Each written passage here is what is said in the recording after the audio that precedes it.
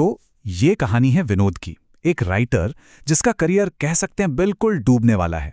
और जब नाकामी और हताशा किसी को पूरी तरह से घेर लेती है ना, तो वो इंसान एक ऐसे अंधेरे रास्ते पर निकल पड़ता है जहां से वापस आना शायद मुमकिन ही नहीं। चलिए देखते हैं कि विनोद के साथ क्या होता है। तो कहानी की शुरुआत होती है एक सीधे साधे अल्टीमेटम से। विनोद का बॉस उसे बुलाता है और बस एक लाइन में कह देता है, आज तुम्हारा इस नौकरी पर आखिरी दिन है। सोचिए, ये शब्द उसके लिए किसी झटके से कम नहीं थे, बस एक आखिरी मौका खुद को साबित करने के लिए। अब विनोद, जो अब तक हल्की फुल्की लव स्टोरीज लिखता आया था, उसे ये आखिरी चांस एक शर्त पर मिलता है। शर्त ये थी कि उसे अपना जॉनर बदलना होगा। बॉस का आइडिया था हॉरर। आजकल के यंगस्टर्स में इसकी जबरदस्त डिमांड जो है, और बस यही वो पल था जहां से विनोद की दुनिया पूरी तरह बदलने वाली थी। पहला हिस्सा, एक लेखक का संघर्ष। तो अब विनोद की पूरी जिंदगी, उसकी पूरी दुनिया बस एक कहानी पर आकर टिक गई थी। वो बेचैनी से एकदम पागलों की तरह प्रेरणा की तलाश में था। उसकी राइटर वाली आंखें थी ना, वो हर चेहरे में, हर बातचीत में बस एक कहानी ढूंढ रही थी। एक ऐसी कहानी जो उसकी नौकरी और शायद उसकी जान बचा सके। और तभी उसकी नजर पड़ती है एक रेस्टोरेंट में बैठे एक आदमी पर। वो आदमी बुरी तरह से डरा हुआ था, मतलब उसकी बेचैनी साफ झलक रही थी। वो लगातार अपने में ही कुछ बुदबुदा रहा था और उसके चेहरे पर ऐसा खौफ था मानो उसने मौत को अपनी आंखों से देख लिया हो। विनोद को लगा, शायद कहानी का पहला सिरा मिल गया है। फिर रेस्टोरेंट का मैनेजर उसे बाहर निकालने की कोशिश करता है और वो आदमी घबराकर चीख पड़ता है। वो कहता है, वो यहां अंदर नहीं आ सकती। 10 लोगों के बीच वो हमला नहीं कर सकती। लेकिन अगर उसने मुझे अकेला पकड़ लिया ना, तो वो अपनी शक्ति से मुझ पर वार कर देगी। ये पहली बार था जब किसी अनदेखी, किसी सुपरनैचुरल पावर का जिक्र हुआ था। और इसी धक्का मुक्की में वो आदमी विनोद से टकराता है और उसके कान में बस एक शब्द फुसफुसाता है, फट स्वाहा। और इसके ठीक बाद वो बाहर की तरफ भागता है और बूम, एक तेज रफ्तार कार उसे कुचल देती है। वहीं उसी वक्त उसकी मौत हो जाती है। विनोद ये सब देखकर बिल्कुल सन्न रह जाता है। दूसरा हिस्सा, कहानी की तलाश। तो रेस्टोरेंट की वो भयानक घटना विनोद के दिमाग में घर कर चुकी थी, लेकिन इसका असर अब उसके घर की दीवारों के अंदर भी दिखने वाला था। दिन का खौफ रात के अंधेरे में और भी गहरा होने वाला था। कुछ बहुत अजीब, बहुत अनहोनी घटनाएं उसका इंतजार कर रही थीं। तो विनोद घर आकर उस आदमी की कहानी लिखने बैठता है।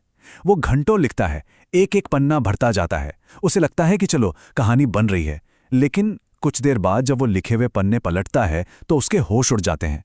सारे के सारे कागज एकदम खाली थे, कोरे, स्याही का एक भी निशान नहीं, जैसे उसने कुछ लिखा ही ना हो।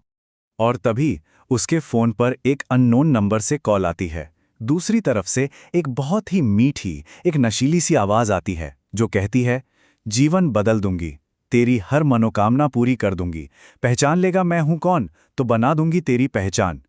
विनोद इतना ज्यादा डर जाता है कि वो फौरन फोन काट देता है। उसी रात विनोद को एक बहुत ही अजीब और परेशान करने वाला सपना आता है। वो देखता है कि पुराने जमाने के कपड़े पहने कोई औरत है जो किसी के दिव्य पैरों पर गिरकर रो रही है, गिड़गिड़ा रही है, माफी मांग रही है। इस सपने ने तो कहानी के रहस्य को और भी ज्यादा उलझा दिया। आखिर कौन थी वो औरत? तीसरा हिस्सा, अनहोनी की दस्तक। अब वो जो भी सुपरनैचुरल पावर थी, वो सिर्फ विनोद के घर तक ही नहीं रुकी। उसका साया अब उसके ऑफिस तक पहुंच चुका था। और इस बार वो सिर्फ डरा नहीं रही थी, बल्कि खुलकर अपना खेल खेल रही थी। डर का अगला लेवल खौफ था। जरा सोचिए, विनोद ऑफिस में काम कर रहा है और अचानक पूरे फ्लोर की लाइटें खूनी लाल हो जाती हैं। उसके आसपास बैठे सारे लोग, उसके कलीग्स, अपनी जगह पर मोम के पुतलों की तरह जम जाते हैं, एकदम स्टैचू। चारों तरफ एक भयानक सन्नाटा, और विनोद उस डरावने मंजर में बिल्कुल अकेला फंस जाता है। और तभी एक अनदेखी औरत की हंसने की आवाज गूंजती है। वो विनोद का मजाक उड़ाते हुए कहती है, जीवन चलाने के लिए कहानी चाहिए थी ना तुझे? चल, मैं देती हूं तुझे तेरी जिंदगी की आखिरी कहानी। उस हंसी के साथ एक बात साफ हो गई थी, जो कुछ भी हो रहा था वो कोई इत्तेफाक नहीं था। इस भयानक एक्सपीरियंस के बाद जब विनोद घर लौटता है तो उसके सामने वही रेस्टोरेंट वाला मरा हुआ आदमी खून से लथपथ फिर से आ जाता है। वो बार बार वही मंत्र दोहरा रहा था, ओम फट स्वाहा, और फिर गायब होने से ठीक पहले वो एक आखिरी, सबसे जरूरी नाम लेता है, और इसके बाद उसका शरीर हवा में ही टुकड़ों में बिखर जाता है। चौथा हिस्सा, कर्ण पिशाचिनी का सच। उस मरे हुए आदमी के मुंह से निकले आखिरी शब्द के साथ अब रहस्य से पर्दा उठने का वक्त आ गया था। विनोद को परेशान करने वाली इस शक्ति का नाम, उसकी सच्चाई, सब कुछ सामने आने वाला था। अब तक जो छुपकर वार हो रहा था वो आमने सामने की टक्कर में बदलने वाला था। तो उस आदमी के मुंह से जो नाम निकला था वो था कर्ण पिशाचिनी।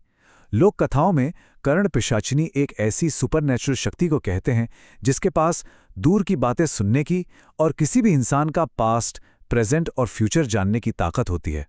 और तभी विनोद के कमरे की दीवार पर लगी एक खूबसूरत देवी की तस्वीर अचानक एक भयानक राक्षसी में बदल जाती है। उसकी आंखें जलने लगती हैं, चेहरा बिगड़ जाता है और वो तस्वीर से बाहर निकलकर सीधा विनोद के सामने आ खड़ी होती है। कर्ण पिशाचिनी अब हकीकत बन चुकी थी। पांचवां हिस्सा, अंतिम कहानी। कहानी अब अपने आखिरी और सबसे भयानक पड़ाव पर आ चुकी है। ये एक राइटर और उसकी, कह सकते हैं, सुपरनैचुरल इंस्पिरेशन के बीच की आखिरी और जानलेवा मुलाकात है, और इसका अंत एक नए और भी ज्यादा डरावने चक्र की शुरुआत करेगा। कर्ण पिशाचिनी विनोद की जिंदगी पर अपना आखिरी फैसला सुनाती है। वो 3 बातें कहती है। पहला, तेरा अतीत संघर्ष से भरा जीवन। दूसरा, तेरा आज संघर्ष से भरा जीवन। और तीसरा, तेरा भविष्य मेरे हाथों तेरी मौत। विनोद का फ्यूचर अब तय हो चुका था। और इसके बाद कर्ण पिशाचिनी विनोद को निगल जाती है। उसके घर की छत से एक काला गहरा धुआं उठता है और आसमान में खो जाता है। सक्सेस की तलाश में निकले एक राइटर की कहानी का यही भयानक अंत होता है। लेकिन कहानी यहां खत्म नहीं होती। एक ट्विस्ट है। कहानी के एंड में एक नया आदमी एक तांत्रिक से कहता है कि उसने विनोद की गलती से सबक सीख लिया है। वो कहता है विनोद डर गया था, इसलिए वो मारा गया। मैं नहीं डरूंगा, तो मैं मरूंगा भी नहीं। मतलब ये खूनी चक्र, ये सर्कल चलता ही रहेगा। तो आखिर में एक सवाल तो उठता ही है, जब किसी का एम्बिशन उसके डेस्परेशन से जाकर मिल जाता है, तो क्या वो इंसान अनजाने में ही किसी शिकारी को न्योता नहीं दे रहा होता? ये सिर्फ एक हॉरर स्टोरी नहीं है, ये एक चेतावनी है कि कभी-कभी सफलता की कीमत बहुत ज्यादा होती है।